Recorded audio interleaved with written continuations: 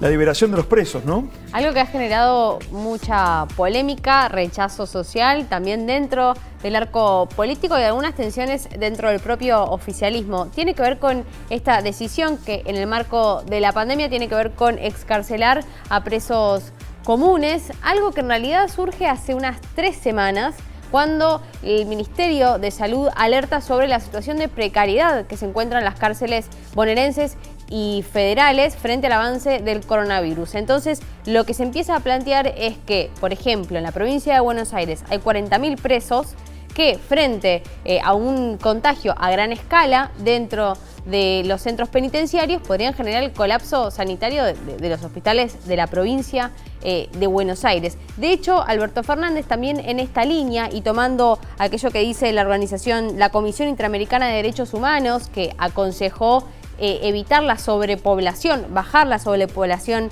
en las cárceles y garantizar la salud, dijo que recomendó la prisión domiciliaria en algunos casos. Lo que dice la Comisión Interamericana de Derechos Humanos, Dani, es que se evalúa esta medida en casos que sean grupos de riesgo, mayores de 65 años, embarazadas, personas con problemas médicos preexistentes y quienes estén por cumplir sus penas. Lo que pasa es que ya muchos intendentes, sobre todo, mira, intendentes del conurbano, por ejemplo, Jaime Méndez, que es el intendente de San Miguel, salieron a decir que estaban liberando presos con causas de abuso sexual, con causas de secuestro, de narcotráfico. Entonces, lo que está en puja también tiene que ver con los derechos de las personas que están detenidas, que la salud es uno de ellos, y también de aquellas personas que están afuera.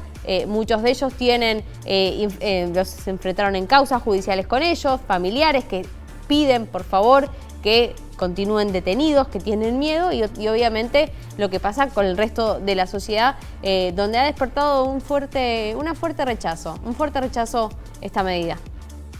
Muy bien, y tenemos una comunicación vía Skype con Diego Armesto, abogado. Hola Diego, ¿nos estás escuchando? Agustina y Daniel te saludan. Buenas tardes. Hola Daniel y Agustina, buenas tardes, ¿cómo les va? Bueno, estamos, como habrás escuchado, hablando sobre este tema y queríamos saber cuál era tu mirada, tu reflexión sobre esto. Bueno, a ver, un poco la introducción me la robó Agustina, pero yo creo que primero hay que ver el marco de la recomendación que da la Comisión Interamericana de Derechos Humanos, que bien como lo dijo ella, se tiene que tener en cuenta determinada. Lo voy a leer textual para que se sepa lo que dice la Corte Interamericana y no dice, como bien dijo ella, las personas de 65 años, embarazadas, en situación de vulnerabilidad, diabéticas, hipertensas, pacientes inmunosuprimidos, pacientes oncológicos, con enfermedades autoinmunes, insuficiencias cardíacas, insuficiencia renal crónica, entre otros. Es decir, en primer lugar, lo que hay que reconocer es que los detenidos tienen derechos. Es decir, que esto es importante que lo tengamos en cuenta, ¿no? Entonces, claro, uno de ellos es el derecho a la salud. Entonces hoy hablaba con un amigo mío que es penalista y me decía, vos imaginate que la cárcel de Devoto tiene 1.700 detenidos, me dijo él, y hubiera un contagio de la pandemia. Que este es el argumento que utiliza la Comisión por la Memoria en la provincia de Buenos Aires. Dice que si cualquier detenido se llegara a contraer el virus, automáticamente debería salir al sistema público de salud. ¿Por qué? Porque las cárceles tampoco no solo cumplen con la salubridad, sino tampoco tienen servicio de salud. Entonces, esto de la sobrepoblación carcelaria parece que lo descubrimos ahora. Celebro que la Comisión de la Provincia de Buenos Aires, de Por la Memoria, haya dicho que hace 20 años que venimos con este problema. Yo creo que viene de hace muchísimo más. Entonces, esto se corresponde con la falta de políticas penitenciarias, que mayormente siempre resuelven la coyuntura, resuelven el ahora, pero nunca hacen políticas a largo plazo, que es un problema grave siempre que tiene, y esto lo critico, siempre lo digo, que tiene la Argentina. No hay políticas a largo plazo. La Procuración Penitenciaria, que depende del Congreso de la Nación, el Comité contra la Tortura, que son parte del grupo que estuvo reunido con los detenidos de Devoto para resolver estas cuestiones, deberían tomar un poco más en cuenta esta cuestión de las políticas penitenciarias a largo plazo. Con un dato más, todo aquel que sea liberado automáticamente pasa dentro del grupo de lo que se llama el patronato del liberado, que depende del Ministerio de Justicia en la provincia de Buenos Aires, para que hagan un control domiciliario de las detenciones. El problema que tenemos que empezar a preguntarnos, y esto lo sé de buena fuente, mayormente no están trabajando los patronatos de liberados. Entonces, esto produciría un problema también para el control sobre la persona que reciba este beneficio sobre su libertad. Con un dato más, cuando el juez resuelve, conforme a la ley de las víctimas, cuando el juez va a resolver, tiene la obligación de llamar a la víctima y consultarle e informarle. Entonces, los jueces también están obviando determinadas cuestiones. Creo que en esto algo hizo hincapié un poco Sergio Massa el otro día cuando dijo que iba a ir a controlar, que obviamente eso es una facultad del Consejo de la Magistratura, tanto en provincia, el jury de enjuiciamiento, tanto en provincia como en el orden federal. Pero que hay que tratar de buscar un equilibrio con todas estas cuestiones y no sobreexcederse en la coyuntura y resolver sin tener en cuenta todas estas cosas que creo que son importantes. Doctor Armesto, y en este orden viene planteando la situación de las víctimas. ¿Cree que está garantizada la seguridad de las víctimas, de aquellos familiares de víctimas o propias víctimas y del resto de la sociedad frente a este contexto de liberación? ¿O cómo se garantiza eso?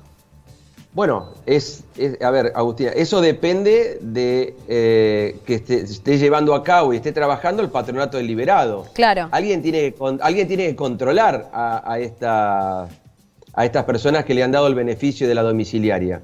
Es decir, la única forma de hacerlo es que se pueda indefectiblemente cumplir con parte del proceso, porque el patronato del liberado es parte de la ley de ejecución penal y tienen que tener la posibilidad de llevar un control.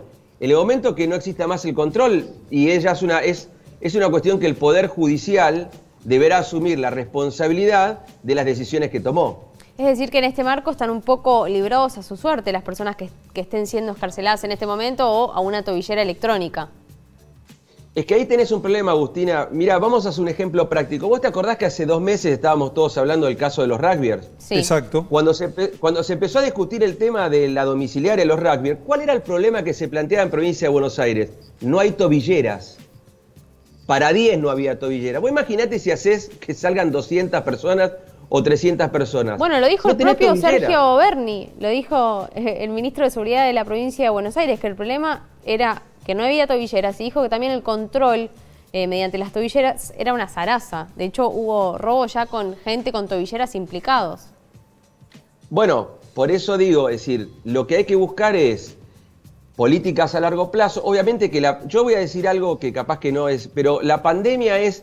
La doctora Carmen Argibay, en un fallo que yo no me olvido más, creo que es el fallo CIPEC contra el Ministerio de Desarrollo Social, me acuerdo, o ADC, ¿no? Es una de las dos fundaciones, había dicho que mayormente nosotros escondemos la mugre abajo de la alfombra. Yo creo que el COVID-19 o la pandemia hizo que levantemos la alfombra y empecemos a encontrar la mugre de todo. Pero no se podría haber actuado a tiempo, Diego, no se podría haber actuado a tiempo proveyendo insumos necesarios en las cárceles, asegurándose el distanciamiento social, pensando en reorganizar cada uno de los penales. Digo, ¿por qué se llega ahora a esta medida? ¿No? Que digo, entendemos la fundamentación, pero por otro lado también con las denuncias que se están haciendo de que están liberando presos que sí son peligrosos para la sociedad. Mira, Agustina, yo voy a salir un poco de lo jurídico y me meto en lo político. Yo creo que las políticas que asumieron es para justificar que liberaron a algunos funcionarios detenidos y con sentencias en primera instancia por corrupción. Entonces busca de esta manera justificar las salidas, y estos muchachos que están detenidos, que obviamente reclaman sus derechos, automáticamente colisionan con esto. Entonces, para justificar, buscan mecanismos que permitan. Yo coincido con vos, cuando en el 3 de marzo, creo que fue el primer caso de COVID en la Argentina, automáticamente todos los ministerios deberían haber accionado, y los organismos que tenemos, como dije yo, el Comité de Tortura, la Procuración Penitenciaria, también contemplado estas poblaciones carcelarias. Por eso digo, no discutimos sobre la coyuntura, Sí. no discutimos a largo plazo. Entonces, hoy la solución pareciera ser que solamente es esta.